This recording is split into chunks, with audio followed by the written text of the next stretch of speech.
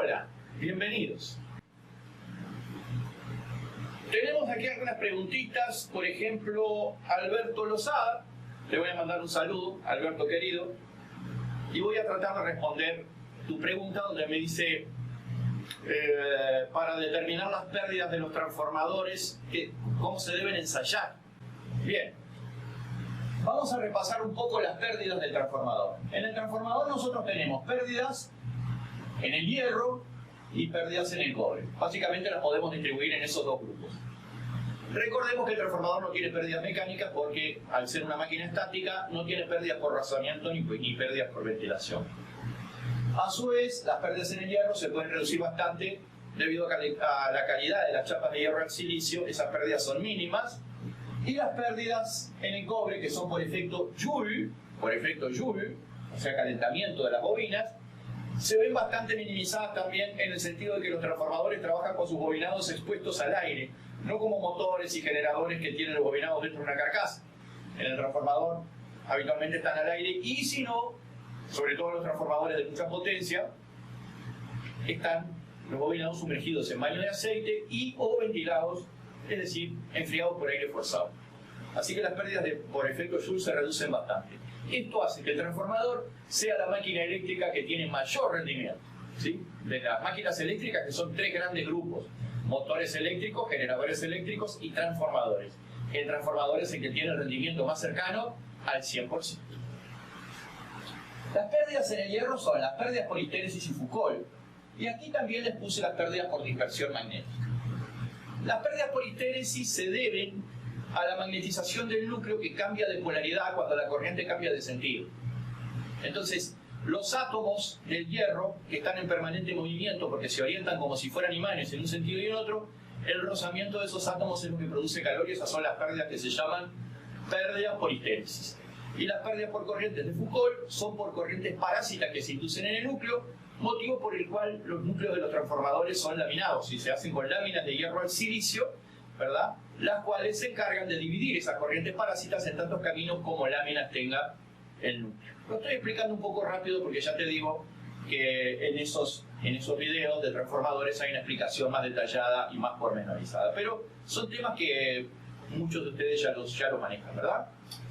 Y las pérdidas por dispersión se deben a la dispersión magnética, o sea, parte de las líneas de fuerza, la mayoría, se conduce por el núcleo y otra parte se dispersa, se pierde por el aire, digamos, ¿sí?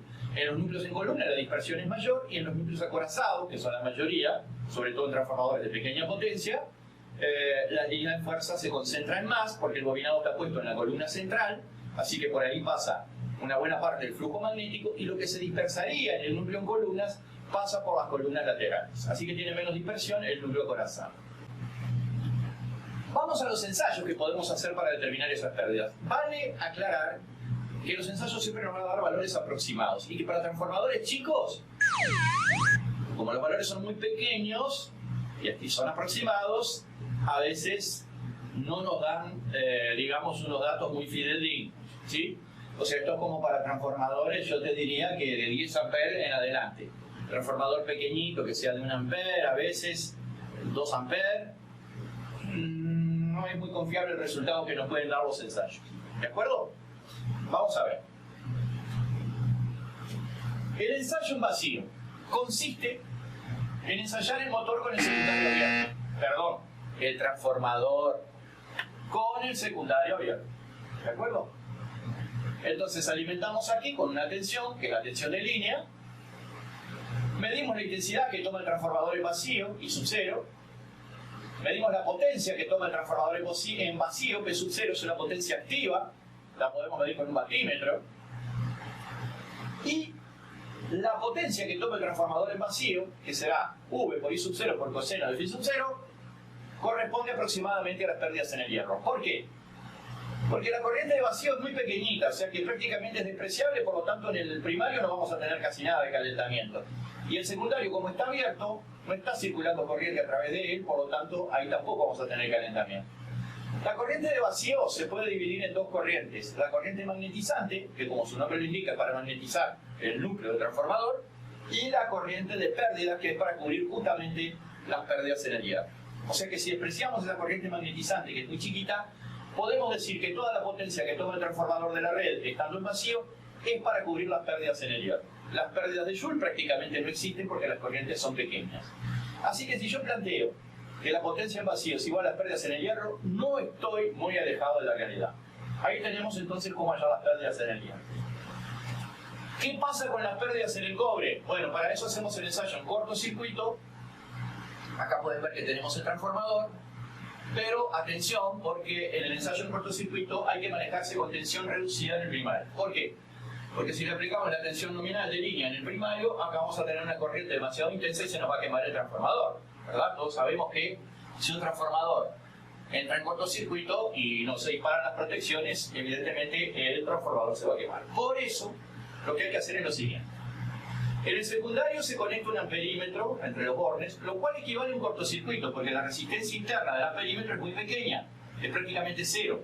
Entonces, hacer un puente y poner un amperímetro es prácticamente lo mismo.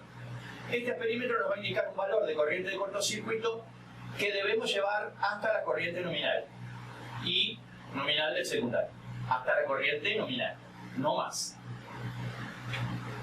El batímetro nos va a marcar una potencia de cortocircuito que corresponde casi toda a las pérdidas por efecto Joule. ¿Por qué? Porque en el secundario, entre los bornes, como están en cortocircuito, no hay tensión.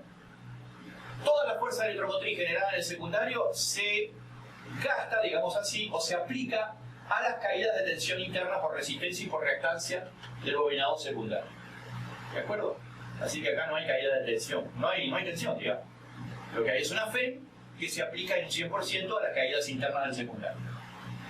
En el primario yo voy a tener que alimentar con tensión reducida porque al estar en cortocircuito el secundario, con mucho menos de la tensión de línea, yo voy a llegar aquí al valor de la corriente nominal. Entonces yo le puse un autotransformador variable, que es lo que yo uso para hacer estos ensayos. Después, cuando comiencen las clases, si puedo voy a grabar alguno en el laboratorio, se los voy a subir. Acá ustedes tienen una tensión V'1 que no es la tensión de línea, sino que es una tensión reducida que se va aplicando con mucho cariño, con mucho cuidado, a través del autotransformador, hasta que el amperímetro conectado en bornes del secundario llegue al valor de la corriente nominal. Eso va a suceder con unos poquitos voltios acá. No vamos a llegar ni cerca a la tensión de línea, porque está en corto el secundario. Eso es muy importante. Podemos decir, por lo tanto, que como acá tenemos corriente nominal y acá también tenemos un valor de circulación de corriente, va a haber pérdidas por efecto Joule, que dependen de la corriente. Es más, son directamente proporcionales al cuadrado de la intensidad, porque P es R por I cuadrado, ¿sí? Entonces, la potencia que toma el transformador en cortocircuito, registrada por este batímetro, es V'1, tensión aplicada al primario, por I'1, intensidad de corriente, acá dice I1, pero tendría que decir I'1, la corriente que pasa por el secundario a tensión reducida, por el coseno al phi de cortocircuito, y corresponde prácticamente a las pérdidas por efecto Joule, pérdidas por calentamiento en los bobinados del transformador. Fíjense que nosotros acá decimos que tenemos que medir con un batímetro, pero también puede ser con un cofímetro o cocientímetro, que es lo que mide el valor del coseno de phi. Entonces después aplicamos esta fórmula y determinamos la potencia. Y si no, podemos comprar un pequeño aparatito que es una especie de analizador de redes chico que te puede medir tensión, corriente, frecuencia, factor de potencia, potencia activa, etc. Hay unos aparatitos que ahí ustedes lo van a ver ahora en la imagen, que si los encargan por internet les van a costar muy pero muy baratos, y si los compran, bueno, en sus países respectivos les van a salir bastante más caros, pero tampoco son excesivamente caros.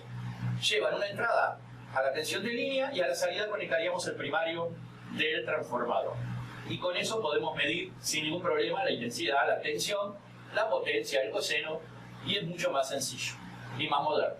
Bueno, Alberto, espero que esta respuesta te sea satisfactoria, y si no, como siempre, estamos a la orden. En la medida que la posibilidad de responder esté a mi alcance, ya sea en tiempo y conocimiento, con mucho gusto la vamos a responder. Seguimos acá. Tenemos a Alberto Medina, que nos mira y nos escribe desde Tijuana, México. Alberto, te mando un abrazo gigantesco. Y nos pregunta sobre el circuito mixto, el circuito serie paralelo. Esto es a propósito de un video que yo subí con unas lámparas midiendo las tensiones, las caídas de tensión, las intensidades, intentando demostrar un poco las leyes de Kirchhoff, la de corriente y la de tensión, y explicando cuáles son las características de un circuito mixto serie paralelo. Y él lo que me pregunta es qué pasaría si el circuito fuera inductivo. Así que vamos a responder. Si el circuito fuera inductivo, o si tuviéramos unas impedancias acá de carácter inductivo, que pueden ser bobinas, o pueden ser también resistencia con bobina, los conceptos son exactamente iguales que si fueran cargas resistivas puras.